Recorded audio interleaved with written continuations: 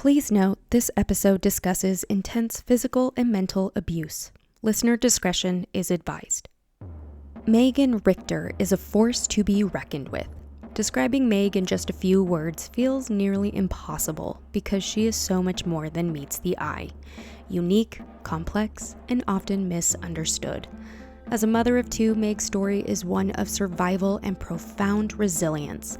She's bravely escaped a cult, triumphed over cancer, endured 3 spine surgeries, and even had a part of her skull removed. But what truly sets Meg apart is her ability to transform adversity into strength.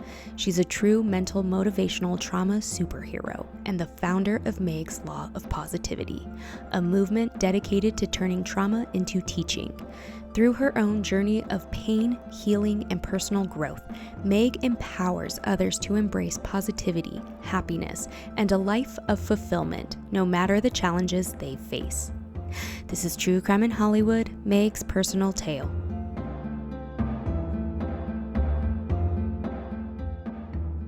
Listeners, today is a very special interview because I am sitting down with Meg, and Meg did something so incredibly brave and courageous, and she reached out to me, shared her story, and what she shared was so eye-opening and something that I don't think we actually talk about much as a society when it comes to reform schools. And I know this is something that has started popping up in recent years, given to, someone like Paris Hilton.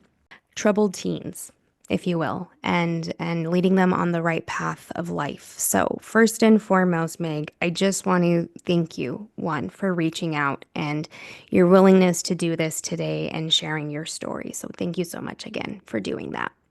First things first, though, can you share a bit about your childhood and when things shifted that landed you into the reform school? Well, my parents divorced pretty much, when I was really young. So a lot of that was like most of us when we were going in that situation, the back and forth, the kind of navigating through, if my dad remarried when I was pretty young and I had stepsisters. So already off starting young, I already kind of felt like I took a back seat to my dad or to being loved and to things like that. And my mom was amazing when it came to her work aspect. And she, I like to say she was kind of out saving the world, but leaving me behind.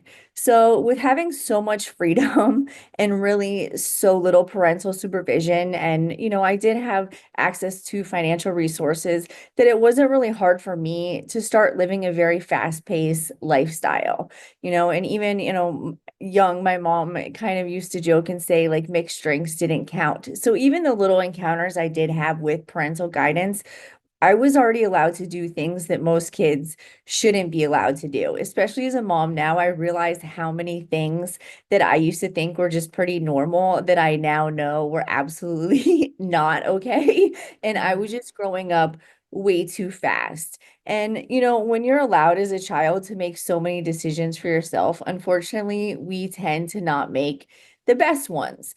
And as I would deal with anger or things like that, I would self-sabotage and think, hey, this is really going to get to them. But unfortunately, when we're children and we think that way, like skipping school or just doing drugs or drinking and being out of control or hanging with the wrong crowd, we think that's like, oh, this will get their attention, or I'll get love in these ways, or I'll, kind of numb the pain with all of these things. Unfortunately, it really just takes a hold of our lives. And, then it just looks to society like we're the ones, that are out of control.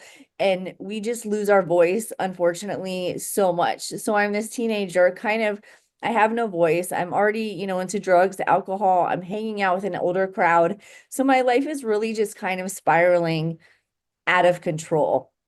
And unfortunately, I took out a lot of my anger, with doing reckless things. So I had gotten in trouble with check fraud and credit card fraud. And this kind of really sent more of my outrageous lifestyle, like going to clubs and doing all of these things, into more of a noticeable light. And with my mom's profession and kind of, she ran a rape center and was big in the eyes of Broward County, Women's Hall of Fame.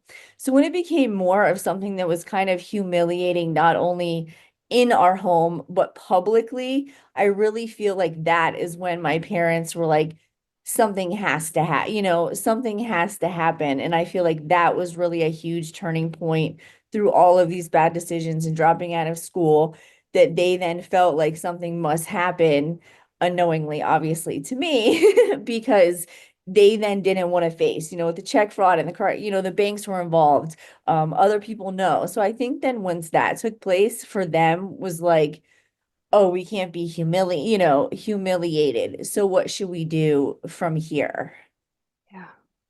And I just truly, from the bottom of my heart, it still breaks my heart that that was your outcry, was really just like you said, acting out in this way. Maybe you'll get some love and affection, and that just breaks my heart. But I'm just so happy to know that you're able to recognize that as a mom today. So thank you for sharing all of that. Now, with these types of reform schools, like I said, they are becoming more of a hot topic because they are filled with a lot of abuse and torture. And in your case, this was operating merely as a cult as well when we talk about this. So, what were some of the belief systems that were instilled in you by the time you got there? So they were a fundamental Bible believing Baptist church. They believe very strongly in the KJV Bible. Everything that they said had to be their way. We wore culottes. You couldn't have anything more than two, it was like 2 fingers below your collarbone. It had to be 2 inches above your ankle bone. Women, you couldn't wear certain makeup, certain things. You couldn't even braid your hair because they thought it was worldly. The amount of things, it was very extreme religious views. Obviously, you can't step out of your own sex or your sorry, you can't step out of your own race. You obviously can't marry the same sex. And these were things that were preached 24/7. If we weren't hearing them in church, they were in our schoolwork. There was not a moment that you were not hearing these things. We actually had to memorize basically all of the Bible, chunked out into different, sets of verses and sections. So if you had to memorize, say, Genesis 3, you would have to say one day 1 through 3, then 1 through 6. And there was never not a point, you had to then go through all the way. You couldn't get help if you couldn't even miss the word a, and there was not a time that, say, if you were stopped in the hallway, that someone should be able to say to you, say John 3:16, and you had to be able to verbatim quote that verse. Wow. Should never have any idle time. If they caught you doing something that they considered idle, and I'm just talking about you're taking a moment after doing yard work for hours to just breathe, right? That is not allowed. Where we encourage our kids or we encourage other people, just take a moment, breathe, decompress. That is highly discouraged with them. They, strongly believe that the idle mind is the devil's workshop, and they stress that verbatim. If you have a moment, you should have your Bible out. And when we stood in line to get food, you had to be reading your Bible.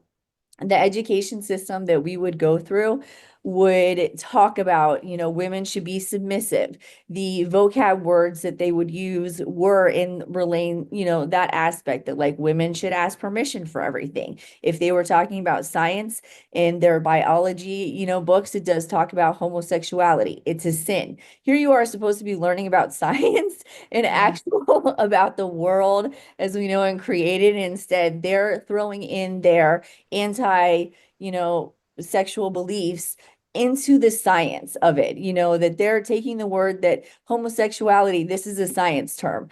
No, that has not, like this is not a science term. Like I want to be learning actual about scientific things. The word Richter scale, you won't find that, but you will find the word homosexuality. I mean, there's just not a moment, and if you even said the word shorts, you would get in trouble. I honestly had the toughest time with that because I've never heard the word culottes my whole entire life. And now all of a sudden it's like, can I borrow a pair of shorts? And someone's like, do not say that word. And you're just like, I don't know what's wrong with shorts, and Yeah. these are the aspects of where this is something so little of a belief Yeah. that you can't even say that. I had one of the owners and the women actually, she would take her fingers, and it doesn't sound that strong, but she would poke them really hard into your chest and just keep going. And it would leave these embrace, bruises. And we used to call it like mama's finger pokes. And it's just little things like that that you're getting in trouble over saying something like that. But the drasticness, they would sit there and go on and on about the religious beliefs. So you have to imagine you've come in, maybe you grew up Jewish, maybe you grew up Catholic, Mhm. and now this person you're listening to is sitting there saying your grandma is in hell. Your grandpa is in hell because they did not accept the Lord Jesus Christ as his personal savior before he passed away. Did he do that? And you're just like, no. And you're like, in hell. And you're just like, what? And they're like, shut up. You're not sad. You didn't care about your grandpa's feelings or where he went before he died. If you did, you wouldn't be out drinking. And you're just like, well, okay, I that's a little strong to say that because I was lashing out as a child, because I was struggling maybe mentally, that I didn't care or didn't think my grandpa is in heaven or hell. That's absurd. And that's basically how they put that their religion is so strong, that it is so supreme, that anything else you believe, anything else you say is forbidden. And Yeah. I mean, can you imagine a high school that if you were to say, oh, in my family, I believe in Judaism, and someone to say to you, shut your mouth. I don't want to, you cannot, not only do I not want to hear it, you are not allowed to speak that. Could you imagine? I mean, how horrible. Or in fact, the principal then coming up and saying, everybody beat her up because she will not stop talking about atheism. She will not stop talking about Catholicism. So I want you guys to beat her up and hold her down. I want you to drag her around. I want you to scrub her raw with a Brillo pad because she doesn't believe the way we say you must believe at 12 years old, 13 years old. Like I look at my daughter and she's 12 in a few months, and I think I couldn't even imagine if she would say, I don't know what this is. And they would say, I don't care that you don't know. This is what you believe. This is what you're going to do. By any means, this is what we're going to make you say and believe in.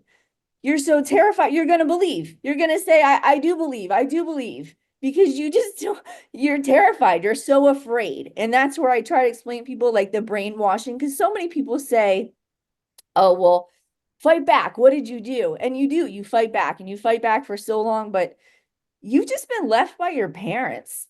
You don't feel that anyone is coming to save you. They are constantly reminding us that no one is coming. Your parents sign a contract. You are the rejects of the rejects. There's nothing you can do that will get you expelled. You can't make a phone call. You're not getting suspended. Like, you're not leaving. So you can fight all you want. You can reject Jesus all you want. But at the end of the day, we will break you. We will make you believe our ways, and you are not leaving. And it's really hard to explain. These are just slight, things of Yeah. what they do to break you into their beliefs, and how wrong I absolutely feel like it is as a human being for anyone to be subjected to not have an opinion or a voice, or to be able to believe something that you want to Yes. believe, and that all of that is for God.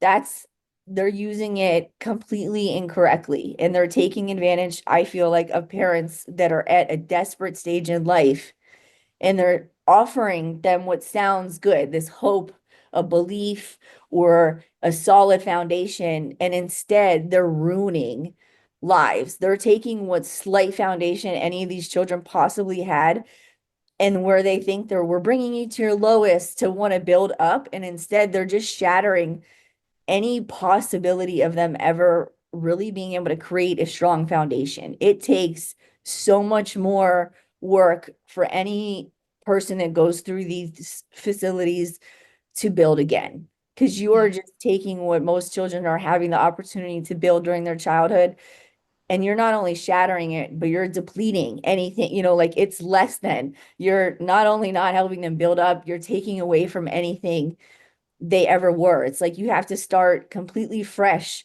as a human being, which we all know that's so difficult to do when you're already facing so many new life challenges, to just start, building completely fresh when you're in your 20s, trying to undo all of this horrific belief system, it's very difficult to do, and most do struggle mentally with that.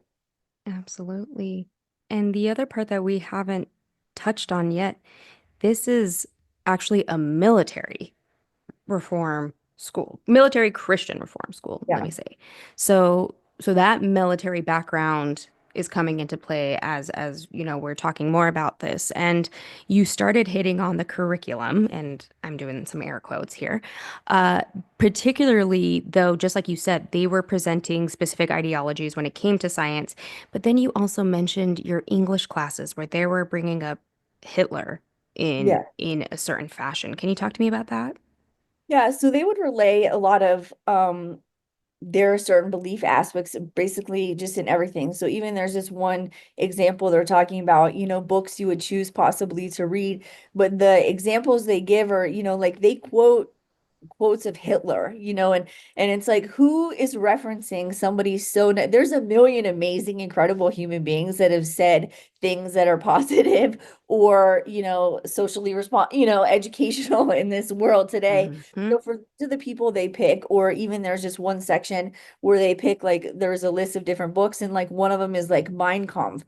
And like these are the things you're talking about, like supposedly you think these are all troubled teens, right? So who takes teens that are supposedly in your eyes struggling as human beings and then presents such negative, disgusting human being, or philosophy? If you've never heard this, you're going to make kids then possibly want to look it up. Like why even put, if you're going to put something out there for them to look up or to want to know what it is, why wouldn't you put something positive, something that's obviously truly educational and not just disgusting? And it's like they would take, things like that. Like only the books we were allowed to really, read had to be religious base, or again, are people going, which there's nothing wrong if you're going to go be a missionary, but this is saying like that's all you should be. If you're not somehow serving the Lord, then you are straying against him. And basically everything you did, is kind of like these pace booklet systems that we would go through. And of course they are extremely, religious based. They are still around today, and you can, go and order them through Christian Sis, and a lot of people do homeschool based on them, but it is the same exact paces and curriculum still today. Like I actually have some, I probably, sorry, I should have probably got some out for you or I'll show you, but like I've ordered them through Yeah. working on telling my story and to show people, and they have the same exact stuff. So I mean, to think the fact like Wow. how updated textbooks get every year for kids, or should get as much updated as possible, the fact that they are still teaching the same exact system that was in place in the early 90s, and it still says the same exact stuff. Like I'll have to send you to me because you add like a clip or Yeah. something of this, but Yeah. it's disgusting the fact that it still exists. It still is hoping to create these systems in these facilities. Still, they'll still use these systems, or people homeschooling their children. And even the worst part is after having to go through all of these stupid, disgusting booklets, they did not file with the Board of Education. So Yeah. every single person that had to go through all of this, it ended up when they finally had to, either if they were too old to have gone back to high school, had to get their GED, which is tons of people. So you can imagine you go through all of this already. You're already starting out, basically like against the current of life, and now you have to get your GED. So it's like everything that you did and endured was for nothing. It didn't even matter. It was just absolutely in vain, which makes Exactly. it sometimes a little obviously worse because you're just like, okay. Yeah. Absolutely. And that's heartbreaking, right? Because it's like But that's it's really, also you're just like, knowledge is power. yeah, Yeah. And that is just sick and twisted at the end of the day. I mean, no matter which way you look at it, that's just so traumatizing. And essentially, I mean, you are in survival mode at this point and just doing what you can to get through every single day. And mental health was obviously such a strain. And how were you coping daily with this? it was really difficult. There was actually, after a year and a half, I was able to go home for 2 weeks. They have what's called visits, and you're, for a few days, you're allowed to go. And even Gotcha. during that, they give, a church you're supposed to go to. They check in with the people of the church. So you feel even though you're, because lots of people, of course, always like, why do you run away? It's like, first of all, you don't, you're 15, you're 14, you don't really know where you're going to go. You feel like you've lost everybody. You don't really know the outcome. If this is what your parents have already chosen to do, God knows what worse, like how this would get, because this is already pretty horrible. They've made it clear, that there's other people on visits in your town that have a good high position also at the school. They send you to a church, you're supposed to check back in. They know, that they're checking in with these people. The fear that is already instilled in you. And if you are somewhat at maybe a decent position at this point that you're not being tortured as much, you are so afraid to lose that. It Mm. is just so terrifying, the fear all the time. So I went home when the night before I was supposed to go back, I broke out in complete hives, just head to Ah, toe, full hives. Like I was such a wreck, but trying to internalize all of this because I can't tell my mom because once before I told my mom the first time I ever saw her, like was honest, and she then went and told them everything oh I said. my. So Oh it no. really, you don't have anybody you can talk to. And even that, I really thought the next day it's time to go back. When I say hives, like I would get them severely, like my whole entire body almost looked like I had like a million ant bite, like or jellyfish bites all over. It was really bad. And I thought, like, as a you would think, who would send somebody back? But I went back. They sent me back. And then I got in trouble once I got there because they said I must have eaten bad because there's a lot of food religiously. Also, they don't believe that you should eat, or like, we can't have chocolate, we can't have caffeine, all sorts. So then they said that I must have been eating bad on my visit. I had hives for almost 6 months and they My made goodness. me like drink only water, have meat, then they would take me to the diet. Like it was really a nightmare. And I would get really sick like anytime, like to my stomach physically, like dealing with all of that. So it was just a lot where I would try to kind of put things down, like, okay, I can get through this, but physically, like a lot, I would really be shut. Like I had a lot of stomach problems that unfortunately like has really affected me for life. And then I ended up getting cancer while I was there. And I really, really believe, I know everyone probably has different thoughts, but, and obviously everyone gets cancer for different reasons, but I do believe the anxiety that I felt all the time aided to it. I had a cancerous carcinoid tumor on my appendix, which is just extremely rare. They didn't even have a medical code for it at the time. And I was just so anxious all the time, like all the time that when even I didn't understand at the time why I would get physically sick when I'd have to go back, but I obviously understand now. It was such anxiety. Then I just was like, oh, that's so crazy. I get so sick, literally like physically sick every time. Just think like I wouldn't be able to eat like 2 days before going back because it would be so bad that every time just thinking about it, I would just get anxiety. And even the day, when I was finally leaving, and I still feel like I would say I carry part of probably this sometime. Like if you're ever in a hurry to go do something, I get a little almost like if you're in a scary movie, like, will Mm. I escape? Sorry, like, will I escape? Oh, something bad will happen before I get out of here. So I would say like the last day really felt like my dad was coming and I was like, let's just go, just go. So I would say that I feel like sometimes I still hold that. Like if I'm in a super rush or like I have to like when I'm getting ready to go somewhere, I tend to take kind of like steps or I even bring sometimes like a change of clothes if I'm going to be gone like a certain time. Like I've had to kind of adapt a lot of things because I do sometimes like that is horrible and horrific as it was getting left there. Sometimes this feeling of being stuck somewhere again is very difficult. And that, like, oh, will I ever escape or will I ever get out of this? Or like, will it ever end? And when you're going through it, sometimes you're like, what will I do that's enough that like the bell will ring? Like, someone will save me, or like they'll stop torturing us. Like at what point will all of this end? So I would say it's very difficult to deal with anxiety there. I really tried. I am thankful that a lot of the people that I did go through things with say that they felt they could see in my eyes that I genuinely did not want to be torturing them. And I am very thankful to have been able to communicate.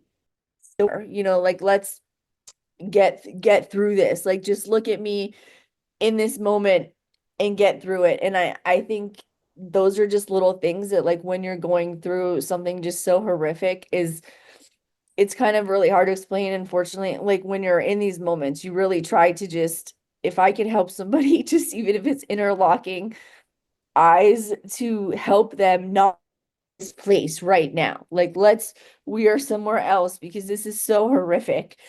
You're just so afraid sometimes that you'll, make eye contact with the wrong person. So it's like you really have to be guarded, but also still be willing to try to put yourself out there in really the big place. First and foremost, Meg, my heart breaks. And this is so common when it comes to cults.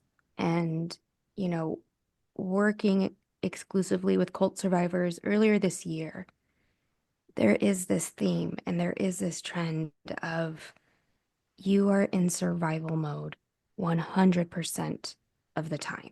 There is no moment for you to relax, to not carry that. And you are essentially in fight or flight mode that whole entire time.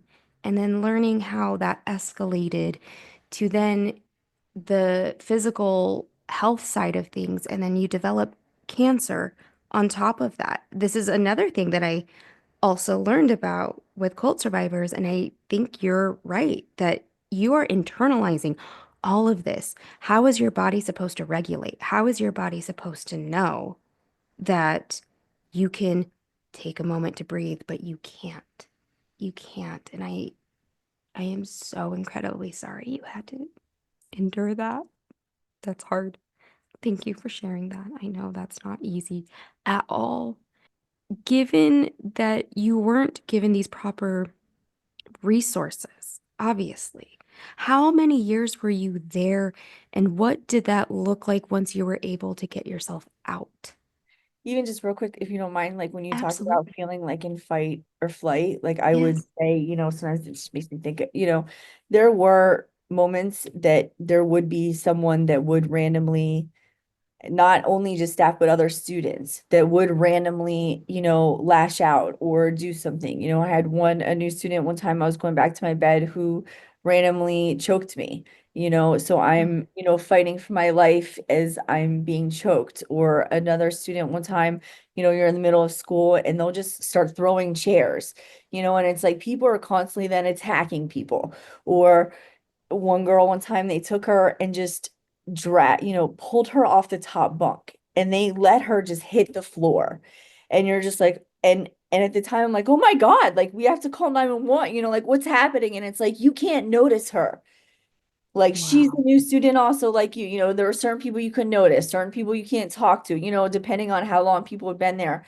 And even that, you just feel like at all times, like I said, you never know when something's going to happen. Either like another student or a staff member, all of a sudden you looked wrong, you did something wrong. Like, why aren't you doing this? You feel all this. I mean, people talk about walking on eggshells. Like, no, this was like walking on like glass, shattered glass, Legos, like slime, like everything you can think of, like fire, all at one time, all the time. Like one staff member could tell you something and another one could contradict it, and you have to just figure out just nothing that you could ever do that made you feel safe or secure. Or if they thought you were too close to somebody, they would switch dorms. They would not let you talk to that person. You couldn't be too friendly if there was a nice staff member. You couldn't be too friendly with that person. There was no hugging, there's no affection. And just never knew if you were either going to be chastised, by a staff member or attacked by another student. So you're basically, like you said it all the time, you are just afraid in the church and they would basically just like run through people, like, oh, like one time I was in the bathroom cleaning up, but instead they were like, what are you doing making a mess? And then I'm getting yelled at. And then the next thing you know, they're like, okay, Megan Richter, does anybody else have any complaints about her? And it's like, wait, what's Wow. happening? I just was cleaning my shoes off, and then you just see hands going up. And people that I thought, like, I don't think that we have a problem. It's like, oh, I think she's goofing off too much. I think she's constantly making jokes or, like laughing. And even that, I'm like, these are the complaints. But then it's like, oh, then you're not taking things seriously. And one person was like, oh, one time she flicked water at me. And it was like, what? Like we're teenagers. Like you're acting like normal human beings. And even that, then it's like, well, then you're banned from the kitchen. And I was like, what just happened? I just didn't want to put track mud in. And the next thing I know, I'm like being torn, to shreds here by people. It's a lot of just constant, you just feel like everyone is out to get you all the time. But as far as length of how long I was there, it was actually a total of 5 years. I was there from ages 15 to 20. And I was at Mountain Park Academy for 2.5 years, and they had been talking about opening basically like a sister school, another academy in Florida, in Arcadia, Florida. And being from Florida, I was like, I want to get picked. Whatever I have to do, I thought it would be better. I thought I'd be closer to home. It sounded cool, like we're the special 10 that are going to get to go. So myself and a few other students, like we worked really hard, to be the ones that hopefully got picked. And when we did, we thought it was going to be just so much better going down to Florida, but it was a nightmare. It was even worse because where we went from being with hundreds of other students, now there was just 10 of us originally. So Mm. every little thing that we did was under a microscope. Plus, we had to do all of like the physical and manual labor because we're up in Missouri. Again, then I'm back to having hives also. Before I had been diagnosed with cancer. So you can imagine I'm out here like vomiting intensely, in excruciating pain. My hands would be just bleeding with blisters. I would have like blisters on blisters. And then there would be times we wouldn't even get to shower. So you're just covered like head to toe. The toughest part is, a lot of people think, well, once you're 18, you're an adult. You should be able to leave the facility. But I had never seen anyone actually leave before. Mm. And the one time I did see someone, she turned 18 and she showed her true colors, she showed her cards like, I want to leave, let's go. And then it was like, well, okay, go ahead, but all the doors are locked. So they make you feel almost, like obviously now I understand the word gaslighting, but at the time they make you feel kind of like you're crazy. They're not letting you use the phone, they're not letting you leave. And then they're like, well, find an open door. There are no open doors. They tell you then that those are your parents' clothes, so you'd have to take them off. So it's like, well, who's going to leave naked? And then they have the police outside. So the alternative is that they're going to paint you out probably to be a mentally unstable human being that is now walking down the street naked. What Yeah. is now going to happen to you? And now you have no one that you feel will come to bat for you, no one that's going to help you out. You've already been, a troubled teen. You're a girl that's promiscuous. We all know, unfortunately, if someone wants to paint a bad picture from you, it's not that hard. You have your parents, your whole family that has already said, she's so bad, we're willing to give her away to these Yeah. total strangers. They sign over power of attorney to these people. So Mm. technically, My whatever they goodness. want to do to you, technically, they're responsible for you. So you're hoping that this person doesn't send you somewhere else because in this moment, they still have power of attorney over you. It doesn't say until an age limit. Like the sheriff's wife works in the kitchen. You feel so unsecure, and you've just now spent years being physically and mentally tortured by these people. You are terrified that if you don't do, I know for myself, everything correctly to leave in the correct way, what will happen? And even then, when I did finally get to leave, it's like you're so afraid to be something that would get you sent away again. I mean, look at Britney Spears. I know, Yes. like, I Yes. mean, it's like people just genuinely don't understand sometimes how that is possible. But that's where I just want people to really understand it is possible. They are keeping people past being an adult. That means absolutely nothing. They actually started Palm Lane in Florida because in Missouri, a 17 is an adult. So they wanted Mm, access to more students in that extra year because you can't take a student at 17 in Missouri, but you can take a student at 17 and a half in Florida and know that and then there they go. And most parents are going to want them there even past 18 because they want them to graduate high school.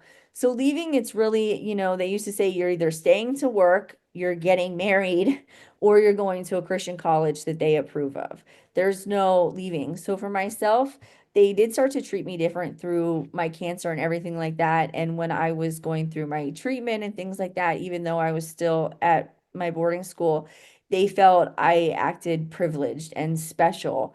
oh And then my because of goodness. that, I then started getting treated different. I then was actually secluded from a lot of the other students, which at the time it really hurt my feelings. And I felt very depressed at that time. Like I felt so lost that these people that I had devoted, where I felt like they loved me like a family member. Like now I'm a part of this. I don't have my own family. I'm devoted to these people. And then to feel like cast out also by them while you're still being held captive by them, it's a cold thing. Obviously, at Yeah. the time, it stinks, especially, I'm 20 years old, I'm going through cancer, and I feel completely alone. So I had found a Christian college that wasn't quite one they had recommended, but still like acceptable enough, and made it my goal to how do I do this? So even I got a book and took the ACT, and I just went and did everything I needed to just try to get out of there. And even that Yeah. was like, oh, I was, getting in trouble. I'm sneaking in books to do this stuff to try to figure out like, okay, this is me getting out of there. But unfortunately, it was so difficult being back at like a Christian college that's this very similar environment to where I was that I didn't last there very long because it was just at the time I couldn't understand why I felt so like freaked out and like Yes. I was not understanding what was happening. Now I understand so much more through facing all of it, but at the time was just like, oh, this is horrible. It's just like being back, in this facility. But they really utilize the fact that you feel so alone and that you've been through so much that you most likely have nowhere to go. They really prey on the fact for a lot of the people that, your parents have left you, and I do feel like they sometimes like even seclude certain people if they feel like at a financial aspect that they can gain more. The tuition was on a fluctuating scale. They did know people that had more money, and I felt like they would push even harder with some of those people Mhm. to get them to want to stay longer, to get them to want to work, because they know you're going to get more out of them in the long run, overall. So it was very weird to feel sometimes like, oh, I'm so special. And then you're like, why do I want to feel special to this person? Like anything in life where you're unfortunately, especially, you take a lot of girls are already struggling or anybody, and then you put these like older men or people that make them feel good in certain situations, and you want that. You want this praise, you want to feel good. And then you're just like, wait, what's happening? You just kind Mhm. of feel stuck, unfortunately, in this loophole, and you're just so broken already. And then really nothing of the world. So it is easier sometimes to stay. It's easier to not have to go out and face the world. It's a little terrifying sometimes if you've been in a cult or you've been, locked away in one of these teen facilities that they've made you feel so bad about yourself. And now you're supposed to go out into the world and you feel like the whole world is judging you. And I feel like that is a huge part that a lot of the, like former, classmates or people that go to these facilities struggle with because they get out and they have no education. They've just Mhm. been possibly drugged. A lot of these facilities, like we were drugged with Thorazine, you're brainwashed, you don't have any life skills, and now you feel like every person in the world is judging you. You don't really know what to do. I know myself, like I would go to the mall and look at mannequins and be like, what do I wear? Because I don't really want to dress like they've said I have to dress anymore, but I have no idea what to do. Like, what do people wear? Like, what is normal? And you just feel so lost. And unfortunately, a lot of do turn to drugs and alcohol. You do, most of us, unfortunately, like I would say a majority, the first relationship is an abusive one. You aren't sure where to look, and it makes it easier to be preyed on. I feel like, unfortunately, because you've just been through so much that you feel so lost that it's easier for somebody else to take advantage of that situation. So I really just try to help people really understand, like, ultimately, just no matter what we've been instructed that we deserved it, like, you did not, like, we did not deserve any of that, and there are things and choices that maybe we were making as teenagers that we needed something in our lives and we needed an intervention, but absolutely to just be forced to endure physical and mental torture and racist and religious beliefs and sexist beliefs just because you were struggling to find yourself as a teen is absolutely just not the answer. And the long-term effects that it ends up leaving are just so much greater. And majority of the people do turn, to drugs and alcohol. The suicide rates from these facilities is just, it's astronomical because the guilt that we are forced to carry, it's really difficult. I would say I carry a lot of it every day because you end up being the torturer. You go from being tortured and then now you're participating, but you're so afraid. You don't know what you're doing. But that guilt for all of us that we're good human beings, we have to live that, man, I was the bully in someone's story. Like that does not feel good. It's sad. So I think just even helping people understand, like, you were surviving. That is not who you are, and anyone that feels bad for what they did, that just shows that's not who you are because the people that ran these places, they're off living their lives. They show no remorse. They have no guilt. And in fact, they say they would do it again 10 times over, that they actually call the people that went through our facility to talk bad horse biscuits, as in, like we're horse shit, basically. And everyone that still believes in them, they're butterflies. And it's just like, I think people see that sometimes and unfortunately, they still believe that, like, oh man, am I really a bad? No, it's like, no, not at Yeah. all. They're the ones that should feel bad. And it really is so sad to me how many places like this still exist and how many people still feel broken from what took place. Like that's how, I heard someone recently was describing that the therapist, was saying like what we went through is catastrophic trauma. It Yes. was so life there, like who we were as human beings will never get to be that again because it was so horrific. We didn't really touch on it, but when I being left there, I thought I was going to my grandma's house. I Yes. mentally was already in a place that I had told my dad, like, I need to get out of town. I need to get away. Like, things are really like chaotic and like things are happening, like a lot is happening. He was the one that even was like, I think that like we need to get away for a few days, like let's go see your grandma. I think this is would be so good for you. And it's like it would, and I'm letting my guard down, and I hadn't seen him in months, but even it's like I don't really care about seeing him, but like I need to see my grandma. Like, as kids sometimes, I think it's important the person we have that when we are struggling the most, they can like give us a hug or just help us feel like safe. And that's all I needed in that moment is I tell people, I'm like, I just wanted some apple pie and a hug, and I just needed to like, I've been like running, as a teen, I was going through so much. And then to walk in and to just instantly be, jumped basically by a group of strange girls and my dad taken into another room. And I had to then just wait for hours in a basement, wondering what is happening, just hearing all of these people that look like robots. They're all wearing the same clothes, they're all talking verbatim. I've just been like living on the streets, wild 15-year-old, doing my own thing. I've never even seen, people dressed like this or speaking this way. And you can imagine, any 15, you're just like, oh my God, you're freaking out. My senses were heightened to say the least. And I just want to leave. When I saw my dad coming towards me, it was like, we have to go. Instantly, my instinct was just begging him, like, can we please get out of here? I know something is wrong. I want to go. I don't want to be here. And, you know, my dad leaving me behind was just the hardest thing because I'm like, anytime you probably see a movie and a kid's like screaming for their parent, like at the top of their lungs, like most parents are like, oh my God, but that was me, like heart-wrenching, pleading on the floor, just begging my heart out, like, please, I will be a good girl. I will be whatever you want. Like, please just don't leave me here.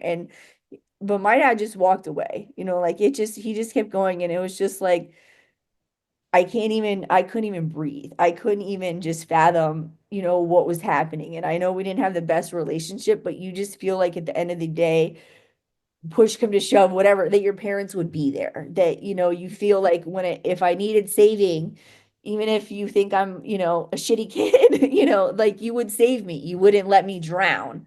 And within moments of like, he's barely out of the room, they took me and just, they stripped me full naked. They take all my jewelry off. I had to, they like lice shampoo and body wash. So you're standing there, with lice body wash, it has to sit, for like 5 minutes. So you're just standing there naked, 50, I was 15 years old in front of eight strangers, and you just feel like, what is happening? I had never even been naked in front of a group of strangers. So it's just like I'm standing there terrified. At the time, I already had, an eating disorder. I'm so self-conscious. So you can just imagine, I mean, all of us at 15 years old, or even there's girls there at 12 years old, you're so, oh my God, about your body. And to just You've just been left behind. You're now standing there naked with lice. I don't even know, they have lice body wash, so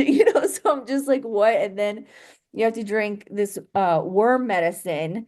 So, and you're just like, what? I don't have worms. I don't even know what this is. It's so hard to fathom all of this. And then it's just like, then for me, since it was already nighttime, it's like, okay, now go to bed. I'm like, what? Like, what are you talking about? And I just feel like, for even if anywhere that's trying to genuinely help a human being, I feel like doing it based on pure betrayal and dishonesty and torturing a human being in the most vulnerable moment and basically ruining their thought of ever really being able to trust a human being again, I think is the absolute worst way to help anybody, let alone a minor child, a struggling human being that is already on the brink of, like possibly committing suicide or going off the deep end with drugs and alcohol. Or even if you're saying, there were kids that were already, involved in gangs, but you're to take somebody that's already on the fence of maybe being bad or struggling maybe to lash out violently, and then to make them suffer inhumane, like ways, and to just physical violence, I think is literally pushing them towards something you're saying you don't want them to be. I feel like you would do everything the opposite if you genuinely were in care of wanting these kids to like change who they are and to be better and to mentally get through to them. These places are doing everything opposite than anywhere that you would want to do to help somebody. They would take kids that they knew had been in trouble, that had been in a gang, and they would then force those kids to be more violent with kids. They would purposely pair up kids they knew that had already been, hey, oh, this guy, he got kicked out of school for being in a fight. Yes, pair him with the worst new student. I want you to physically, they would utilize people that were already struggling. And that to me, it's like you're listening to like a villain comic story, right? Like you're taking this horrible person that wants to set up like a bad army, and they're like, well, let's get people that are already, possibly that want to be this way, and let's make them that way. And that's 1,000% what I feel like they want. They want people to believe in their ways, to continue on politically, and to continue on this vicious cycle of being, who they want to be, to keep, I think we've seen it unfortunately with so much going on with the election and certain things. They would force who we voted for. They really just wanted to take what they wanted and breed this aspect of humanity, which is not that you're out to help and rescue troubled teens. You are purely there for your honestly sadistic motivation and financial one. Like they made millions off kids that are now all struggling. Yeah. Meg, this is everything that you have shared is extremely profound, and it goes without saying you are hitting it home though that what is supposed to correct this type of behavior is not actually doing that. It's perpetuating it, if you will, even that as a troubled child, which I absolutely hate, that term in the first place, because there is obviously something that has happened Right, exactly. previously in their life that they needed adequate support or help with. So recognizing that one, two, providing that context of integrating back into society, because what is society? You were a child. You were a preteen, going through those years and then transitioning as a teenager. So your brain is not even fully developed at this point, too. So how do you, correct yourself and make all of those changes? And so knowing how far you have come in that journey, it's I'm so amazed by you that you have been able to do that and now really trying to utilize your voice to bring awareness to this because just as you said, these types of schools and, reform programs, whatever they may be, they still exist out there. So one of the things I would love for you to touch on is a bit of your healing journey, but equally, what would you say to a survivor who also, has battled similar things like you have? How can you, offer them a little bit of support in how you were able to turn things around and move forward in healing? I would say I found one of the greatest things for me when beginning this was I actually just did like a 7-minute raw story slam. And I Mm, got up there and I just shared the first 7 minutes of what it was like, kind of being in trouble a little bit and what was going on the few, days before and then being left behind. And the affection and just the like admiration, I guess I received from women was the first time I really got that. And mm, I felt like so many women, unfortunately, before are kind of like, well, what did you do to deserve this or what happened that it was very discouraging, I found, because you kind of assume that most women are going to be like, oh my God, and take your side. But I found that unfortunately, and that really taught me a lot of that I was telling the right story and sharing the right thing, but to the wrong people. mhm, That finding the right women, the right people, the right human beings that genuinely don't agree with racism, don't agree with sexism, don't agree with brainwashing and these, certain views all the time, or that you should be a good parent, that these are crucial things that when you find those people that genuinely are like, wow, that is not okay, it really does feel incredible. I think it's an amazing thing, like all things in life, finding the people that genuinely do believe in you and do believe in your voice, I think is very crucial. Sometimes we just stay in this aspect of sharing to certain people or thinking they'll come around in their mindset, but in reality, it's just discouraging to you sometimes. I think making sure you find the people that genuinely do care. And obviously, it's getting through to some people that is very important. But I feel like if you're losing your voice so much because you're so concerned at only this group of people that you don't realize you're just hitting, like off a wall. You're not actually getting it out, I think is important. And I've really learned that I feel like where a lot of people try to not face these things, like, okay, I'm just gonna, it wasn't that bad, or I'm just gonna then be this amazing, great person now.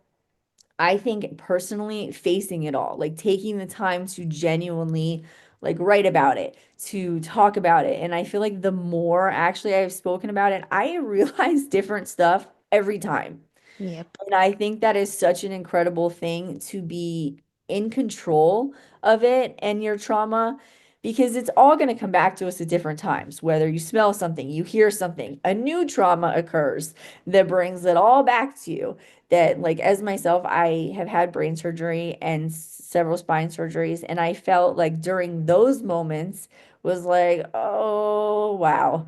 I don't think I really processed everything from my boarding school as I was going through all of that. And I think I was very thankful that that was, a while ago, that then that sent me really on the journey of not only healing physically, but mentally, because I realized that, like, as much good as it is to be in great physical shape, if you are carrying on to so much mental baggage, it is exhausting. It is draining. It is going to take away from who you are as a human being. And it's a little terrifying. It really Mhm. terrified me at the thought of being older one day, as I'm laying there recovering from surgery and immobile, that, like, do I want to be one of those people facing all of these negative moments and not realizing what I went through and what I wanted to do differently? How could I have then made it better? I don't want to just hold on to this guilt and not do something with it. I like the best way I have found, I tell people all the time, if you're really struggling to want to function as a human being anymore, that you are, like, it is so great to find somebody else or something else that is in need at that moment, sometimes, to just keep you going until you feel better sometimes, because there are so many other people out there struggling, that I have really found just making sure, as I feel bad about this, or how can I then help other people too, and use all the pain that I've been through, like, I'm sure lots of us say it, but, like, it is really true. I feel like to use our pain for a purpose and to Mhm. find ways to help other people or help people realize what they went through. So I think just being able to take the time to face the trauma, I find extremely helpful. I know so many people, sometimes it's like, oh, it is exhausting. It may take you one day of processing and recovering 3 to 4 weeks. And I think it's so crucial to even take that time. I love to do art, and I try to really find things that mentally help me escape then when I'm healing from that. But I do think it's important, as hard as it is to go through and to face that, to do it on your time, to really take the time to do that, and to realize, like, I really try to analyze now the different aspects and try to understand, well, what would have made me do that? Or what could I have done different? Or how now will I be a good parent because I experienced this as a child? And I really think how we can use all of those things to be better people or to help other people through those moments, I have really found to be the most beneficial through that. And I feel like the most I do that, like, they're not winning. And as silly as that sounds, it's like, oh, I feel like if we are angry or we don't figure out who we are through that, it's like they continue to win and feel like, oh, we did silence them, or they still can't figure out how to be themselves. But it's like, oh, using your voice, finding who you are, like, these are the things that, make you the real winner. Like, there you have figured out a way through these horrific situations, and I think it's not easy. Like, there's not a day I don't think about what I went through. But it is incredible to find the way to have these moments and to make it through them, and not, where before, feel like you're stuck in them and you don't know how to, not self-sabotage. I feel like a lot of us that struggle with trauma, you find yourself wanting to self-sabotage, even in just little ways. Like, you may not be an alcoholic, but, like, feeling that you need something negative to get you through that moment. It's incredible when you find a way to find something positive to get you through that moment. And I think anyone that really has struggled with trauma knows what I'm talking about, whether it's sex, overeating, whether Mhm. you, whatever it is. Like, we find these ways, unfortunately, sometimes I feel like, to self-sabotage, because we're so about something horrific that happened to us, that you don't know how to lash out the way that you want to. And I think it's things, like, it's hard to explain, but I feel like if you've been through that, you just get that, because sometimes you're like, oh, I just quit this job, or I just whatever. And it's like, why?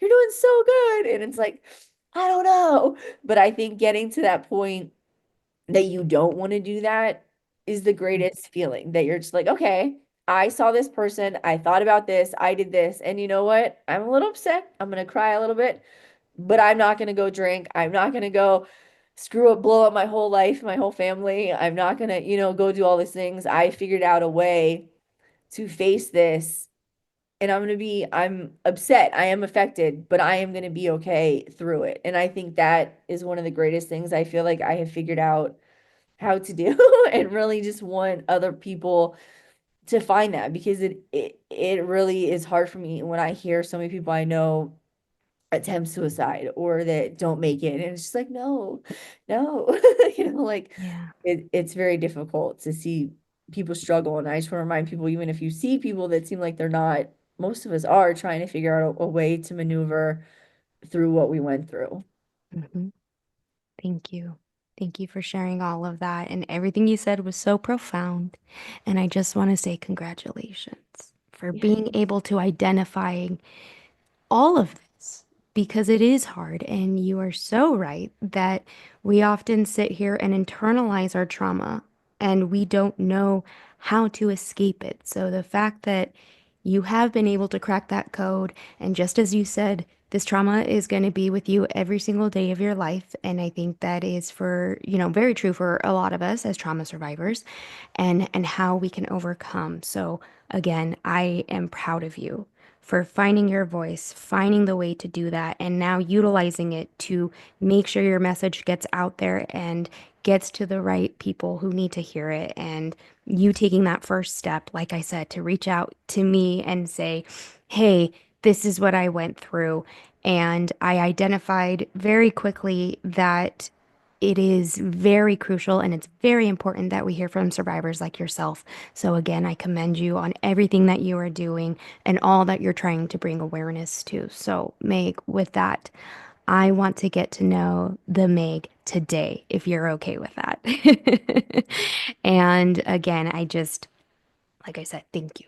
Thank you for everything that you have shared. And we will be sure to link other places where your story people can learn more about it as well. And so, again, just thank you for sharing. I know such a small portion of it, but I really am hopeful that this will get to the right people who need to hear it. So, I really appreciate you having of me. course. All right. So, getting to know Meg, I've got to know. First things first, if you could have any superpower, what would it be and why? Um, I would say strength. I would say probably losing a lot of my physical ability through Yeah. all of my surgeries. It's been like so difficult, and I love my partner to death, but I hate having to ask for help all the time. So I would say like having the strength to just do everything, it would be so much better. That's probably one thing that I'm like, I would love to just be like, okay, did it, we're good. I like as much as I'm like, I don't mind asking for help. I really it's been Yeah. like the biggest humbling part of like my surgeries is like, oh, I used to be able to do this, but okay, I'll go ask for help. So I would say that just having strength to just be like, okay, I love you, but I don't want to have to need you. Like, Oh, that is profound. I like that answer. Either way. How about something you have read or watched recently that you thought was really interesting or even listened to? Well, even ironically with staying with superheroes, I just started the new like Lois and the Oh, Superman and Lois series or whatever. So it's like a nice. show series, but it's really good. I even just kind of my family and I joke that I do have like super hearing and certain strengths sometimes. So just even certain times seeing other aspects in action or just little things sometimes I just love watching or I don't know, or just different shows or certain things that I feel like I'm probably like most people love like little detective things or Mm, finding in like medical shows. I'm always like, that's not how that would happen, you know? yeah. Like Yeah. You get kind of like lost in it, and it's yes. like So a I space do to, yeah. find like shows or TV are always like a good aspect in background when I'm writing or doing things sometimes to kind of like take away from. So that's kind of, I don't know, I do like That's that. great. That's awesome that you've been able to kind of do the two things at once too. So that's fantastic. Do you have a favorite comfort show or movie with that being said?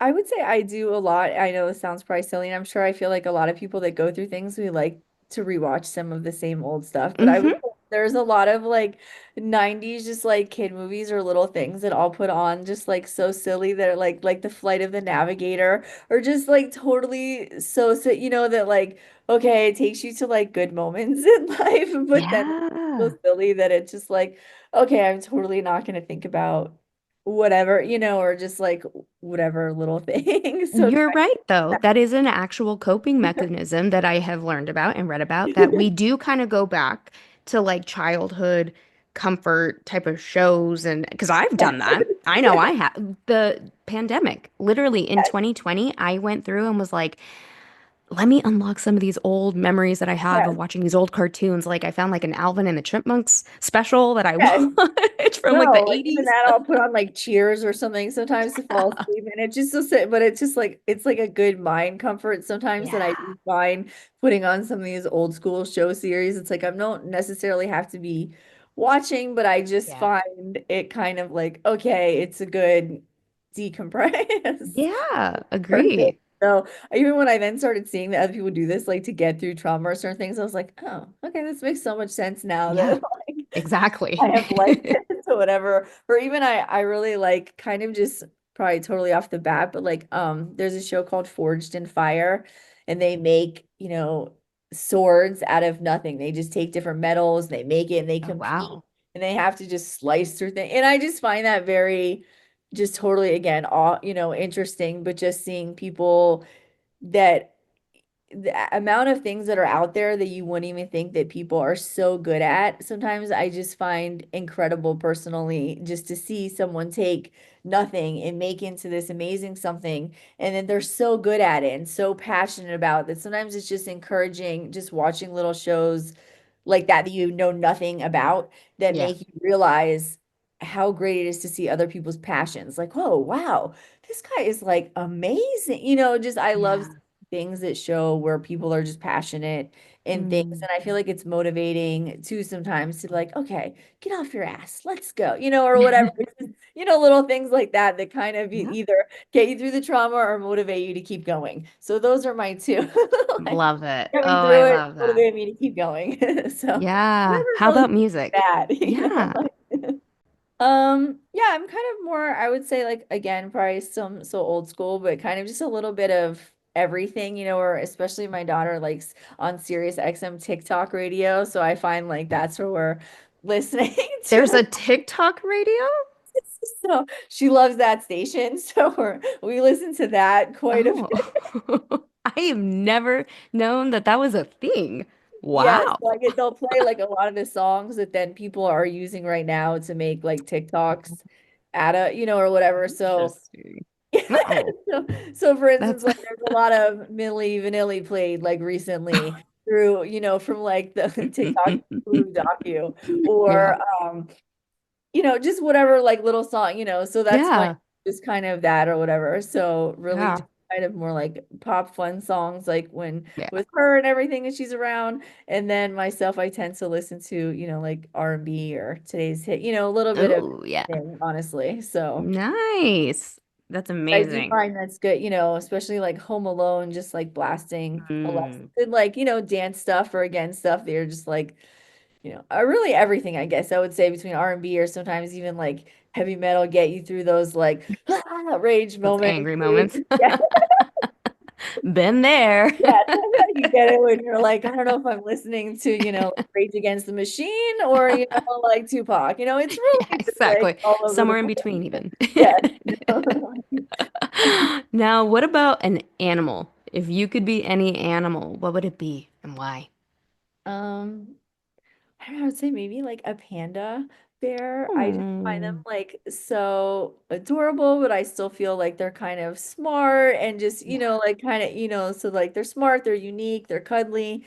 I feel like make they represent how I like to make somebody feel. Like, oh, you could feel like, oh, Mm. I would be comforting or like, oh, do you need a hug? But also don't mess with me. I could be ferocious if necessary, but you probably would not expect it. Like, oh man, Yeah. Yeah, so Beautiful answer. That I have not heard that one yet. So okay. great answer.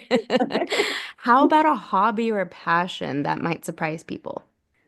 I don't know. I guess I'm really like into art, but I feel like that's not really No, surprising. that's I don't know. Okay. So yeah. I do, and I don't really, I wouldn't consider myself like art, more I feel like I have a creative eye or like to kind of where some people are really good at maybe drawing or I'm not good at drawing at all, but I feel like being able to take things and make them into a creative aspect or seeing something that would look really good as something, I really like to do that or just visually make it happen or even just kind of like designing things with my house or just doing different stuff like really awesome wallpaper, like really Mm. fun design. And like I did my daughter's bathroom, we did it like really cool. Or as you can see the sticker Oh, is behind I me. know. I've been like Like, I'll look behind you and I'm like, I just saw this thing over here. like That's that, I was kind of cool. like that. It's just kind of whatever, Yeah, that's that I amazing. have found is really whatever photography I really like and I'm really Hmm. and and just a few different things for that. So I would say that I just kind of the artistic side. I would say all of these things are all things like my parents would not know, or other people might know. My parents know nothing about me. So these are Yeah. all things they'd be like, "Oh, I had no idea." So Yeah. Fair point. Now, knowing the music thing, but do you have like a karaoke song or is there like a song that you can just like belt out even like you're alone and it just feels good? um this was a few. I would say even just like through my surgeries and stuff, like Katy Perry's like Titanium or whatever, just Yeah. like through everything, it was just kind of then like ironic and like Fighter, like the one I guess Christina Aguilera like Fighter song, like Yeah. there's some that just kind of make you just feel like I could probably play this on repeat or just certain songs that just make you feel like okay or even just again some probably like heavy metal ones that Yeah. System of the Down, like just randomly like some songs that I could just when you're in a moment just make you feel like such a badass or just like you didn't break me kind of Yeah. Yeah. like It's the empowerment that comes yes with it. sometimes you're just Yeah. like yeah like I could probably listen to that over there or then like some sad songs when you just like really want to like like there's this Britney Spears song I can't think of the name of it 'cause obviously most of these things came out when I was away anyways so for Yeah. myself learning them now I'm just like oh but there's one I think it's like the Lucky One or whatever which talks Oh, about like lucky. crying yes and that Hmm. I feel like that's a good one I want to cry Yeah. I don't Yeah. know like it's a powerful but yeah like sometimes when you're sad and it's like oh it's okay to cry or to listen to certain songs to just like feel all of this trauma or things that you didn't Hmm. deserve, but yet I'm just gonna allow this song to help me feel comforted. Mm, Like, that's so I would say though, beautiful. those little things that sometimes I've allowed. And I guess that's another point I would say sometimes like it's okay to just feel these emotions where maybe Yes. people have made people feel like, oh, don't cry or just get over it. Or it's like, Mhm. no, like you deserve to break down Yeah. sometimes, like to Yeah. just almost crumble in emotion because of what you're feeling. Like you deserve that. And I think it's okay sometimes to take those moments and do that. Like you deserve it. And I think it's very therapeutic that I have found to not, like you said, internalize or hold it in and just be like, oh, it's okay. I'm just gonna be on my Yeah. momness or, whatever. It's like, no, just take those few moments. Like if you have to before going to Publix and listen to that song, then just like get it all out and be like, okay, Yeah. I'm going Yeah. to go, now that I spent 10 minutes in the parking lot, now we'll go grocery shopping. Yeah. Yeah. Oh, that's great. Now, what about a travel spot? Is there a travel spot like with the kiddos that you enjoy? Um, we like to go to kind of like New York, Pennsylvania area. Mm, I I'm a see your big I love New York yeah. up there. Like from living in South Florida, I really like the aspect of a different, like scenery or to Yes. personally like get away from, no offense to humans, but people and just to kind of be in the middle of nowhere. So kind of Mhm. like on a lake or in the woods and things like that. And ironically, it's the uniqueness of trauma is I have gone back to Missouri a few different times with recording through someone that went through my boarding school, like a prison interview. And I've actually Mm. the last few times my partner, my daughter came and we've made it like a really good fun vacation the whole time, like the Oh. few times. So I would say that is it's kind of been really great to take something that was like really a horrific moment and then to make it into something my daughter has genuinely loved going to Missouri now for these little trips. So in between me doing a prison interview, we find a lot of fun stuff to do in Missouri. Yeah. Like there's just like this really amazing cave that we found in the middle of nowhere that you can Mm-mm. walk through.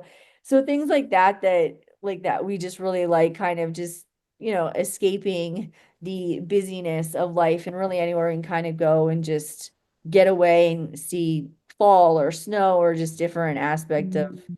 South Florida and really just spend time together. I am very thankful that I have a great relationship with my kids and like we just like, hanging out and to do things. So I'm thankful that really whatever we're doing, we do have a good time. We do have a good time. I am thankful that where I had my son right after leaving my boarding school, that where it could have been gone obviously either way, I really tried to take a lot of everything that I had just been through to use that as parenting. So I'm thankful that we're really close. So just kind of whatever we're doing, we really are able to enjoy, and I'm really thankful for that.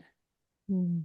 That's great. And that's a beautiful answer. And it sounds like you're taking that ownership back, like when you go to Missouri and you have Yeah, turned that into it is. It isn't. positivity. And yeah, that's incredible. That's a big deal, Yeah. just so you know. So, Anyone, you understand, like to go back, mhm. it's like where something horrible happened to you, and then to now to go there and so it's very interesting, especially because, Yeah. the town that we went to is like where I went for a visit, with my dad and stuff. So it's like to now be to take into something positive, and I think that's something I've also really tried to do is recreate bad moments with really good ones. Like Yeah. go back to a bad, like not bad, but like a moment you've endured that maybe something really did not go well, and to be able to recreate that moment Hmm. is a better one I have found is really incredible. Because then it's like kind of then when you look back on these moments, you're like, not that I'm going to forget the bad ones, but to replace them with really good and better ones, it's like, oh my gosh, that was so much more fun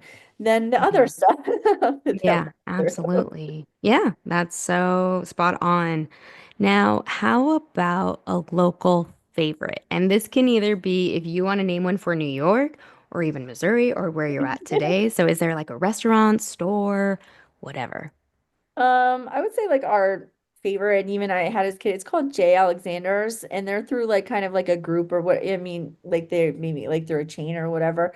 But I love them. They are been Mm. around as a kid, but they have like the best queso dip Ooh, also. And it's just kind of somewhere that we've gone just forever. They had around as a kid and they still exist today. So it's kind of like wow. a family, like, oh, we'll grab either food to go there or go there to eat and everything like that. So they have really good crab cakes also. Mm. There's Ooh, kind of like a good, mixed or salad. Everything they have, like you can pretty everyone likes something yeah. from there. So it's kind of like our, Go oh, to. I would say that, yeah.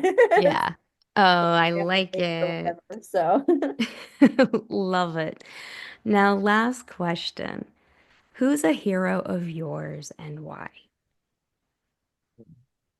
um I would say really I would say maybe not like a specific human being, but I would say just it's kind of weird, I would say, through sharing my story and through all of this, that growing up, I felt like I really didn't have a here. I know that sounds kind of sad. I felt like I didn't really experience women that I felt like, wow, you really make me want to be this or you want to do that. That I have really found though through sharing my story or just as I've gone older, just actually seeing the difference of people that act like they're doing good for humankind, but then are not really good humans, are not good parents. So I would say the people that genuinely I have found as heroes are the women that I have met that are making a difference, but are still good people, good parents, or all people that are men and women that are out there doing it, but genuinely are who they say they are. So I would Mhm. say all of those people are my heroes, people that aren't somebody behind closed doors, that they're not in front of the door. Because I honestly, I can't stand that. It makes me so upset how many people, and I'm sure we hear so many stories and people that they're such amazing people, and yet their kids hate them, or they haven't seen any, they have nothing to do with any of their kids, or they get remarried 10 times and now they're amazing with this child, but you leave behind all your other kids. And I feel like it's such a, like, I found growing up the hypocrisy personally that I witnessed that drove me to want to do bad things. People that say they're out saving and doing this, but then they're not. So I feel like even recently with what we've seen with the healthcare CEO, recently. Yeah, So it's like you yeah. don't really know everything that's happening, but you've seen how the world has such a different view split of a great man and a bad man. And I feel Hmm. like people that genuinely know you're both, you're all one person. Everyone gets to experience who you are everywhere, like people that Hmm. you sometimes and are like, you don't look anything like you did on social media, or you don't act anything like I thought you acted. So the people that genuinely like who you are everywhere is who you are. And I would say, I know it's kind of a long answer, and it's not a specific person, but I feel like genuine human beings that are what, they act out what they say. And I find that is a hero because there's so few people that are willing to be that, to be true and to be real. So I feel like everyone that's willing to do that, I look up to people like that, like, oh, so it's like you're a hero, and other people that I find that are doing it and they make people feel safe and that they can be real and it's not coming back against them, or you're not a fake human being. I feel like that is really more what we need and what I find truly heroic, Yeah, honestly, to be, who you say you are. I love that answer, and I'm right there with you. And truly, that's very profound. And Meg, you are very profound, truly, as a whole.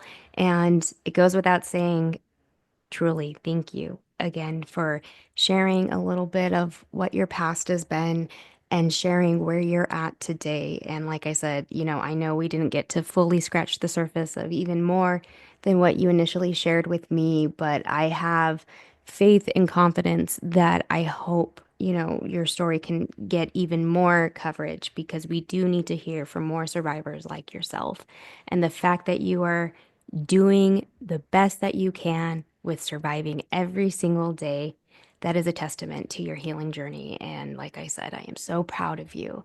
And it took a lot of courage to reach out to me and be like, so, so I just want to say, like, it really meant a lot to me that, you did so do that. And here we are today having this conversation. And I'm so excited to share you and your story with these listeners who are really here to understand what it means to be a trauma survivor and hopefully taking something away from each of these moments that you shared with us. So, again, I just want to thank you for all that you are doing and for the amazing person you've become.